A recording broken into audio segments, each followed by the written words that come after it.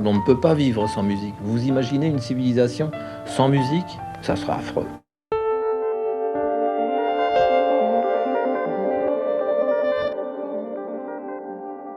On ne se doute pas du tout de la difficulté que peut représenter techniquement le métier de musicien de film. Il faut pouvoir aussi bien écrire dans un langage du Moyen Âge, de la Renaissance, ou bien de l'époque 1800, ou bien du French Cancan 1900, ou bien du pop actuel. Il faut tout pouvoir couvrir. Et c'est ce qui est très amusant. Je dois dire que ça me passionne beaucoup. Ce n'est pas le côté pastiche, c'est beaucoup plus que ça. C'est essayer de retrouver l'esprit, pas toujours avec un langage qui est vraiment le langage parfait de cette époque, mais essayer de retrouver l'esprit le plus près possible. Le metteur en scène et le maître d'œuvre. Eh bien, il faut accepter, je ne vais pas dire s'aplatir, c'est pas du tout ça. On peut discuter, on peut essayer, suggérer des choses, même quelquefois faire une version selon l'idée du metteur en scène, mais également faire une version selon sa propre idée. C'est ce qui m'est arrivé très souvent. Parce que, vous savez, parler musique avec un réalisateur qui n'a pas une culture musicale, nous ne parlons pas le même langage. Avec un musicien, on s'entend. Avec un metteur en scène, c'est difficile. Comment voulez-vous dire avec des mots ce qu'on va faire en musique?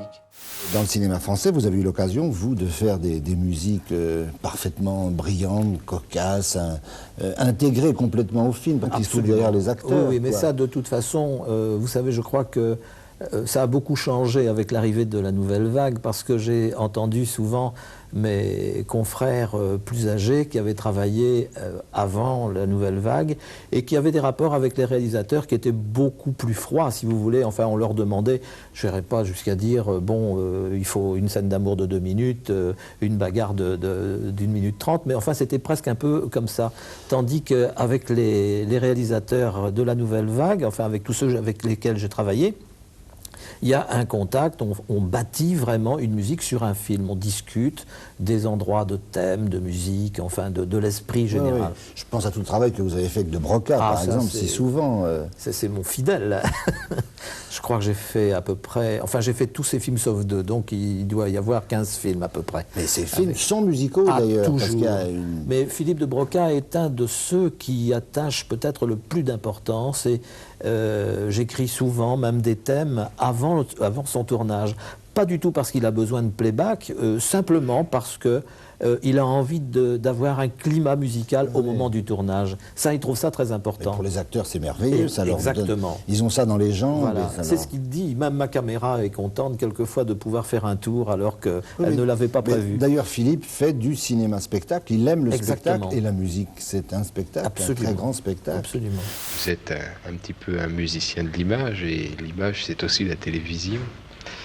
Ah oui, ça, je dois dire que j'ai eu de très grandes joies, et j'en ai encore de temps en temps, moins souvent qu'avant d'ailleurs, mais le fait d'avoir travaillé à la télévision pour des spectacles qui n'avaient absolument rien à voir avec le problème justement de la rentabilité de vente d'un film, chose comme ça, parce qu'on savait très bien que quand on faisait une œuvre, elle allait être vue par des millions de téléspectateurs.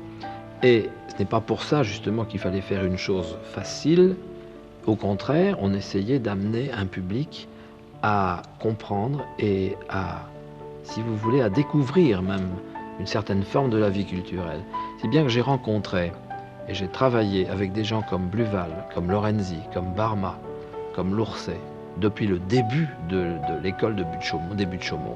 Et moi, j'avoue que la télévision, justement, moi, m'a beaucoup aidé également à travailler dans le cinéma, parce qu'il y a une discipline un peu différente d'ailleurs, mais très riche. Et le fait d'avoir travaillé pour la télévision m'a apporté beaucoup au cinéma. Je crois que ça a été des très très grands moments de bonheur pour moi, la télévision.